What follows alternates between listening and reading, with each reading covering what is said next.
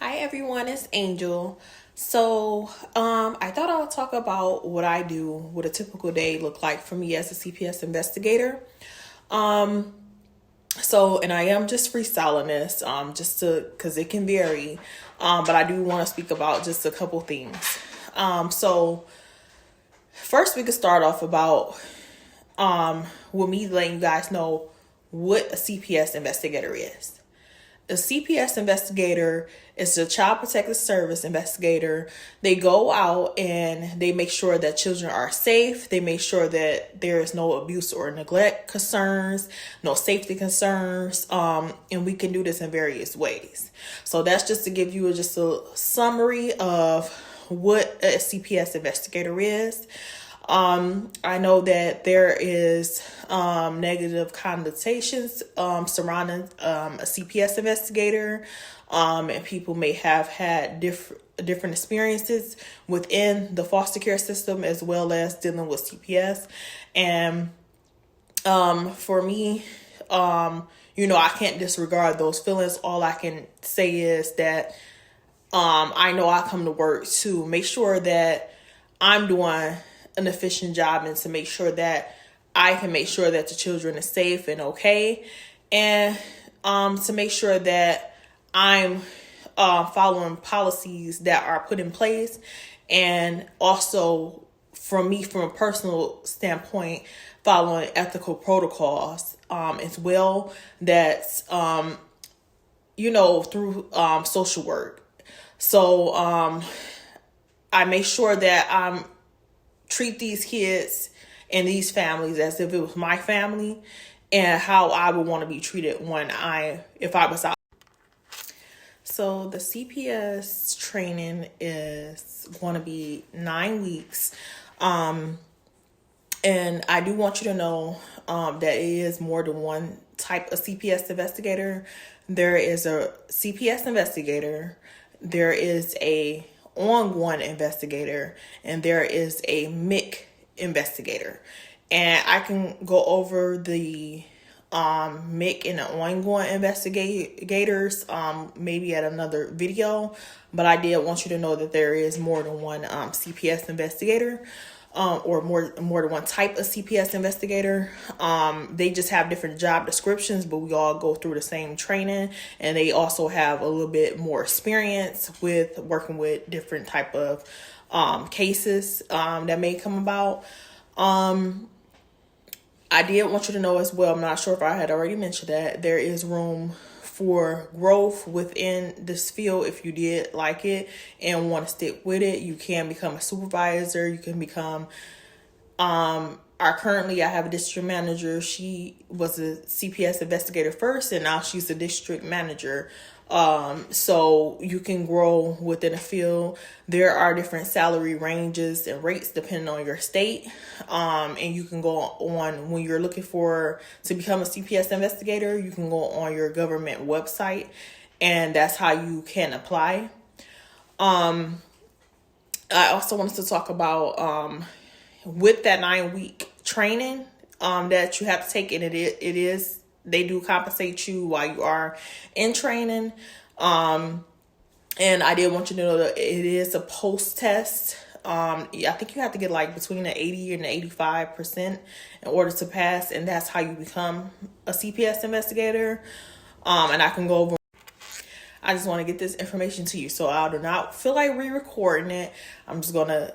I told you guys at the beginning I'm freestyling it, so that's what I'm going to continue to do. So depending on the meal treatment, is going to be dependent upon what you're going to do. You're going to follow policy. You're going to look up what it looks like, what you're supposed to do during that policy, or in the policy for that particular meal treatment. It depends on if you are having a mentor, stage of like having a mentor, or if you are working alongside your supervisor. If you have any like questions and stuff, if you're not on your own, then they will explain to you what the next steps will be. For me, I almost been doing this for a year. It'll be a year in March. So for me, I am on my own. I don't have a mentor or anything. And I still have questions on a lot of things. It takes 2 years to learn the job or to even feel comfortable with the job.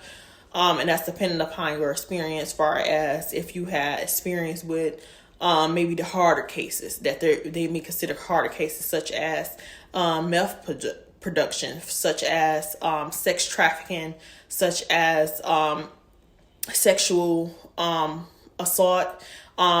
And I think that sexual abuse, that was the other maltreatment. So please forgive me. I don't know how I just, forgot that.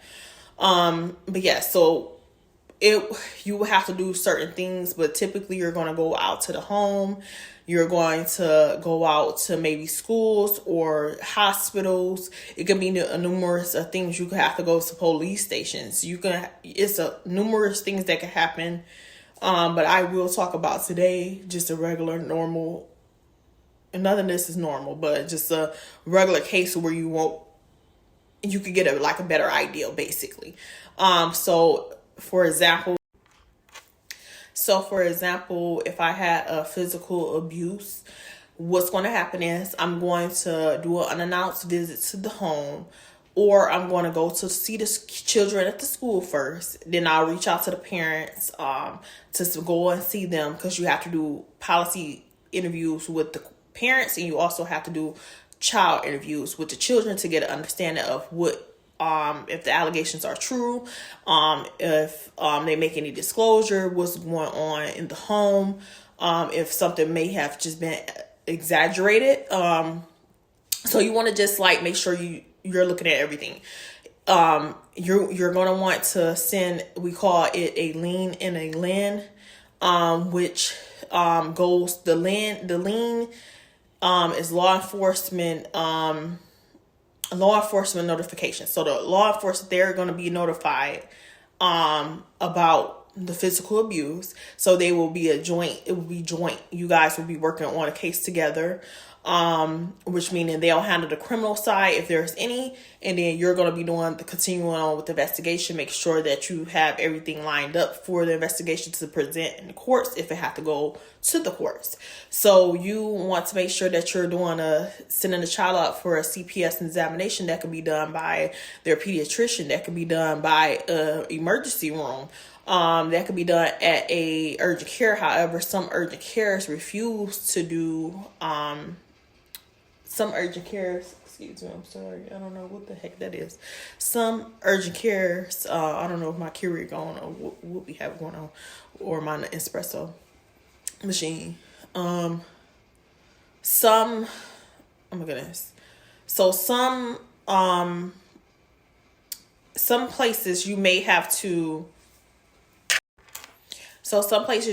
call ahead to just see, because what you want to happen is you want the parent to let you know where they're going, so you can call ahead for the parent, or the parent can talk to the hospital or wherever they're going themselves and let them know you're wanting to get them a CPS examination. However, you need to know the address, and you need to know the number of where they're going, because you need to also get the fax number as well, and you need to speak to the person that's seeing them, the registered nurse or the physician that's seeing that particular child, so that you can get their expertise, because they are considered this family collateral at this point, on saying yes, there's abuse, or no, there is not abuse.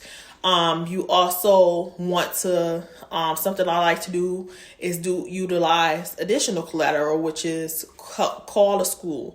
They're gonna know the children, depending on how long the children been going to the school, and so they're able to tell you. You're able to talk to the principal. You're able to talk to the teacher, or you're able to talk to the social worker to get a better understanding of the child's behavior. If they have IEPs, if they have 504 plans, if they have any disabilities, you want to know about these things so that you can know how to proceed with your case. You're going to want to know, you're going to want to put services in place if necessary for the family. Like if you feel like the family, okay, there is possibly mom or dad could choose different ways of disciplining the child, and they may need a little bit of assistance with that. You could put parents in parenting classes.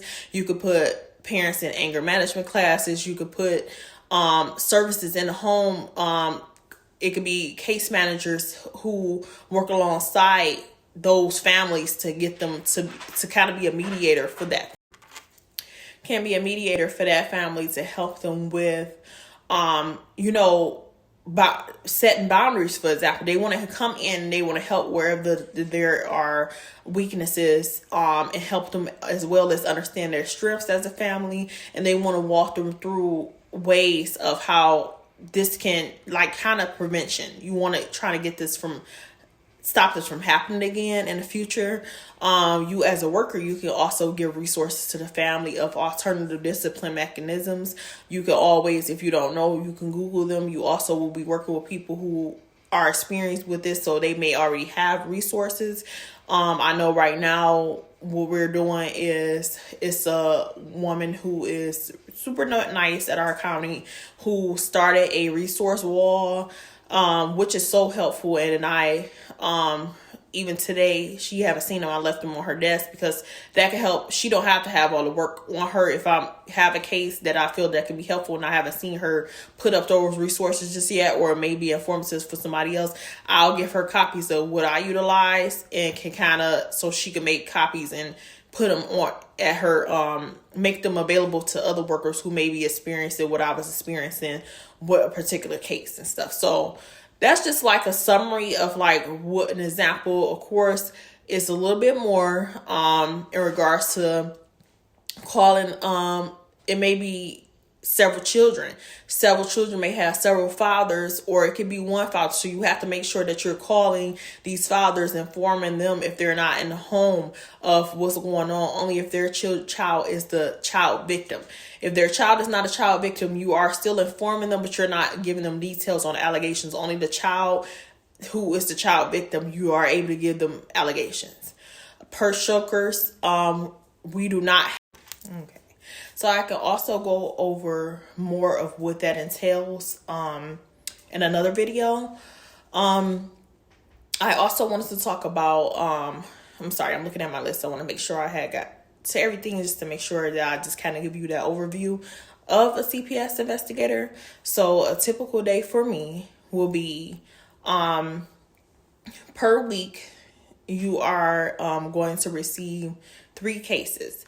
Now that's supposed to be the max. However, depending on how busy they are and, if it's a higher turnover rate, or people are leaving a job or on vacation, then you can have more than 4 per week investigations. And the mail treatments just changed recently, so it will be depending on the mail treatment type is going to be depending on what you are going to do. The mail treatment types are mental injury, physical injury. There is mental injury, physical injury. Please forgive me because I just got out of a meeting and I'm just trying to catch back up. Mental injury, physical injury. There is, oh my goodness, why is this happening right now?